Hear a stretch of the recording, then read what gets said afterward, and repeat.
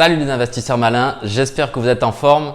Aujourd'hui c'est mon anniversaire, c'est pour ça que je prends un peu de temps pour te faire cette vidéo parce que ces dernières semaines ça a été très chargé et je te parle d'un sujet majeur, ce sont les plus-values immobilières. J'ai fait une série de vidéos sur la fiscalité immobilière de façon générale.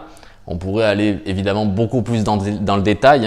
J'ai fait moi des années d'études et d'expérience pour creuser chaque sujet. Donc même les plus-values, on pourrait en parler des heures, mais on va déjà voir des points très importants.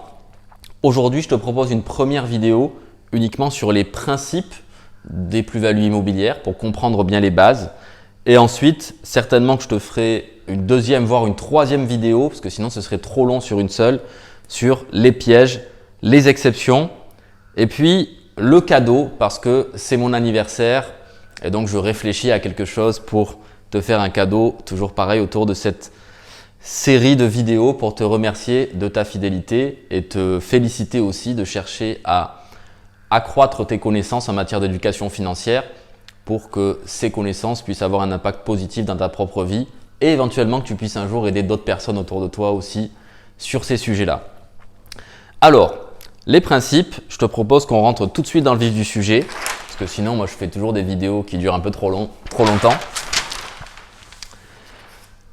On va commencer sur les bases de calcul. Donc, le principe de la plus-value, je le rappelle quand même, c'est quand tu vends un bien immobilier, il se peut que la totalité du prix que tu penses récupérer ne corresponde pas à la réalité puisque il arrive de devoir payer une plus-value, un impôt sur la plus-value en tout cas, au moment de la revente. Alors on verra justement quelles sont les exceptions, les cas dans lesquels on peut être exonéré ou pas. Ça, je te le garde pour la suite. Mais pour le moment, la base de calcul d'une plus-value, elle est très simple. C'est ton prix de vente moins ton prix d'achat. Voilà, c'est-à-dire toi, tu revends par exemple 350 000 euros et tu l'avais payé que 250 000 euros. C'est l'exemple que je vais te prendre juste dans la page d'après où je te donne tout le détail des calculs.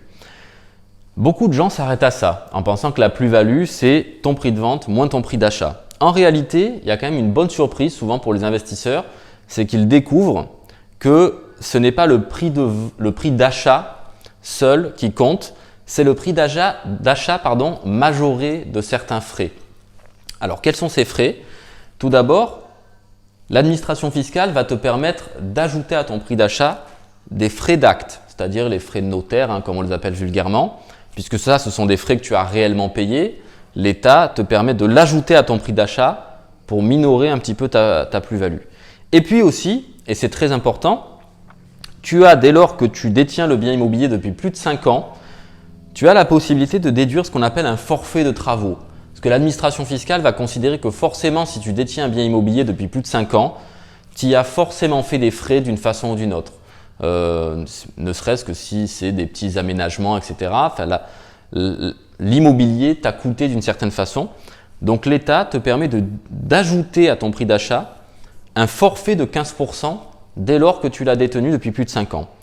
Ou alors, et ça c'est un peu le même principe que quand tu fais ta déclaration d'impôt et que tu as ce qu'on appelle les frais réels, où tu dois regarder s'il est préférable d'opter pour les frais réels si par exemple tu fais beaucoup de kilomètres pour aller à ton travail ou autre. Ou sinon, tu as le fameux abattement de 10% sur tes revenus. Là, c'est un peu le même principe. Soit tu optes pour le forfait de 15%, soit si tu as réalisé des travaux de construction, d'agrandissement, d'amélioration, tu as la possibilité de les ajouter à ton prix d'achat dès lors que bien sûr tu peux justifier de ces frais au travers de factures, etc. Parce que le notaire va te demander de les produire si tu les as fait. Point de détail qui n'en est pas un. Ça c'est très important, si tu penses qu'en déduisant tes travaux, ce sera plus intéressant, en ajoutant tes travaux au prix d'achat, ce serait plus intéressant que d'ajouter un forfait de 15%, tu ne peux ajouter ces travaux que si tu ne les as pas déjà déduits précédemment. C'est-à-dire, si par exemple tu avais fait un investissement locatif et que tu avais pu déduire certains travaux ou certains frais de tes revenus, tu ne pourras pas les déduire deux fois. C'est-à-dire que tu ne pourras pas à la fois les avoir déduits de tes revenus dans ta déclaration des revenus fonciers ou même dans tes revenus BIC, hein, si tu fais de la location meublée, tu ne pourras pas les avoir à la fois déduits dans les revenus et en même temps les réutiliser pour diminuer le montant de ta plus-value imposable. Donc ça, c'est important de bien le comprendre. Donc une fois qu'on a dit ça et qu'on a le vrai prix d'achat qu'on va pouvoir soustraire du prix de vente, on va pouvoir aussi appliquer ce qu'on appelle des abattements pour durée de détention. En France, alors ça, c'est des choses qui ont beaucoup évolué ces dernières années. Enfin, ça s'est stabilisé quand même depuis quelques années, mais pendant longtemps, ça changeait assez régulièrement. À une époque, on considérait d'ailleurs que lorsqu'on avait investi dans l'immobilier, au bout de 15 ans de détention, on était complètement exonéré de plus-value. On va voir que depuis quelques années, maintenant, c'est passé à 30 ans pour être complètement exonéré sur les plus-values immobilières. Alors, comment ça se passe? Déjà, au niveau du taux d'imposition des plus-values, c'est la première chose à connaître. C'est un forfait qui est de 19% en ce qui concerne l'impôt sur le revenu qui s'applique sur la plus-value. Donc, il y a un taux de 19%. Et bien sûr, malheureusement, on a toujours les contributions sociales, ce que je mets ici, les CS et les contributions sociales, de 17,2%. Donc, on garde ces taux en mémoire. Maintenant, il faut comprendre comment se calcule ce qu'on appelle la base de calcul, justement, la base d'imposition de la plus-value. Donc, une fois qu'on a calculé le montant de sa plus-value, on va prendre un exemple juste derrière, je te rassure. On va voir que déjà les 5 premières années, si tu fais une plus-value les 5 premières années, tu n'as aucune exonération.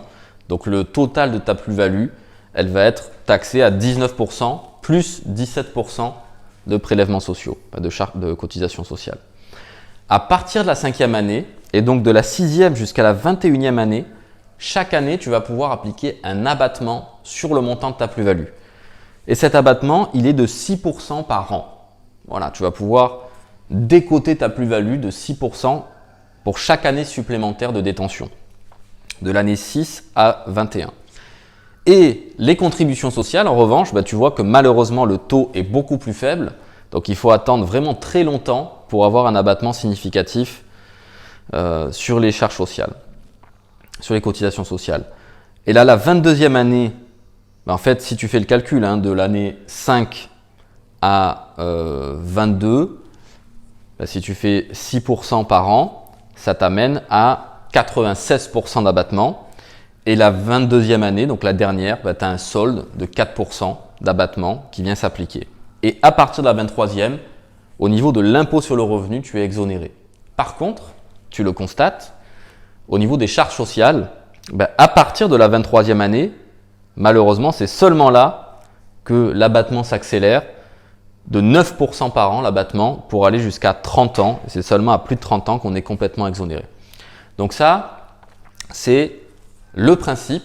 Et maintenant, on va aller voir tout de suite un exemple chiffré. Alors, tu sais que moi, je ne suis pas ni un marketeur ni un pro du design. Donc, je te fais ça sur un paperboard et j'essaie de te mettre un maximum d'informations sur une seule page pour que ce soit relativement clair. Mais parfois, quand tu découvres le tableau, ça peut te faire peur de voir tous les chiffres. Allez, je te présente ça tout de suite.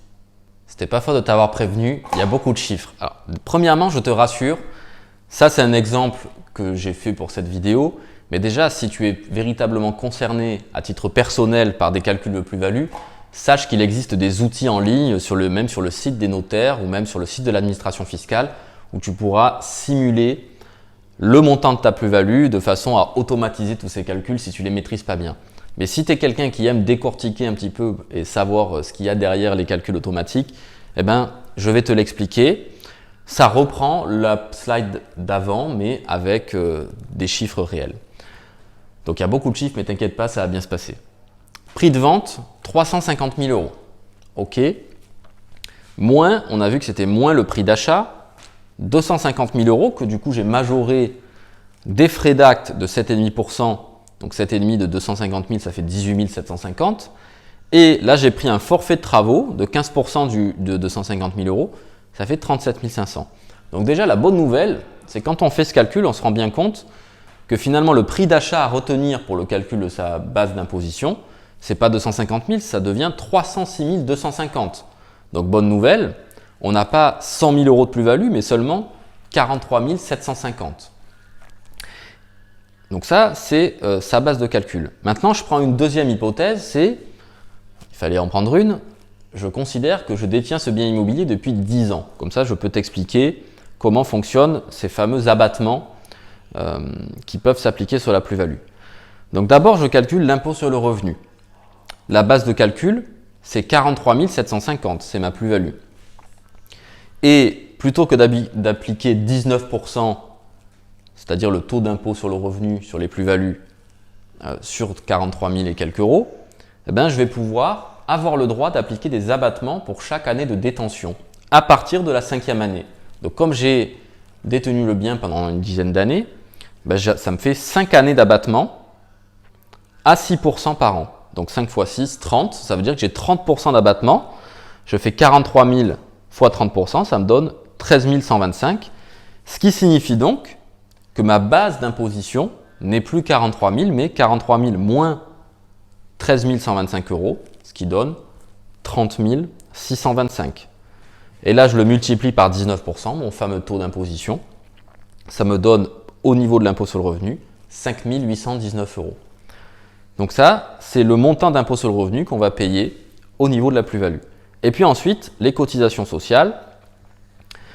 La base de calcul, c'est toujours 43 000, mais on applique 5 années d'abattement, mais seulement, malheureusement, là, ce n'est pas 6%, mais seulement 1,65% par an. Donc ça nous donne que 8,25% d'abattement, ce qui fait donc 43 000 fois 8,25%, ça fait 3 609 euros. Et la base de calcul devient 43 750 moins 3 609 égale 40 141 que je multiplie par le taux de cotisation sociale en vigueur aujourd'hui et depuis quelques années maintenant, c'est 17,2. Ça me donne un montant de cotisation sociale à payer sur la plus-value de 6 904 euros. On arrive à la conclusion de cet exemple. Le total impôt sur le revenu plus cotisation sociale, ça veut dire qu'on a payé 12 700, enfin on doit payer 12 723 euros. Alors je te rassure, hein, ce montant c'est de toute façon pas à toi de le calculer, c'est le notaire bien sûr qui va faire ce calcul et qui va payer directement l'impôt à l'administration fiscale. Voilà, donc c'est le cumul des cotisations sociales et de l'impôt sur le revenu, ce qui veut dire que si j'ai vendu mon bien 350 000 euros, eh bien ce qui me reste à moi net dans la poche, c'est 337 277. Voilà, j'espère que cette vidéo t'aide à comprendre le principe de la plus-value et que le détail des calculs te permettra éventuellement de savoir le refaire assez rapidement pour tes propres biens immobiliers sur une feuille de papier. Tu pourras simuler pour déterminer ce qui pourrait te rester net dans la poche si tu décidais de vendre. J'arrête pour aujourd'hui puisque ça fait déjà une vidéo suffisamment longue pour les principes de la plus-value et je te donne rendez-vous pour une prochaine vidéo pour expliquer les exceptions et les pièges parce que comme toujours, l'administration fiscale fait en sorte que ce soit encore plus compliqué et il y a toujours des exceptions qui confirment la règle et aussi des petites astuces et pièges à éviter pour optimiser encore ces plus-values. Je te dis à très bientôt et si tu n'es pas abonné à cette chaîne, bien sûr tu peux le faire. Ce sera un signe pour moi de soutien. Je te dis à très bientôt l'investisseur malin. Ciao.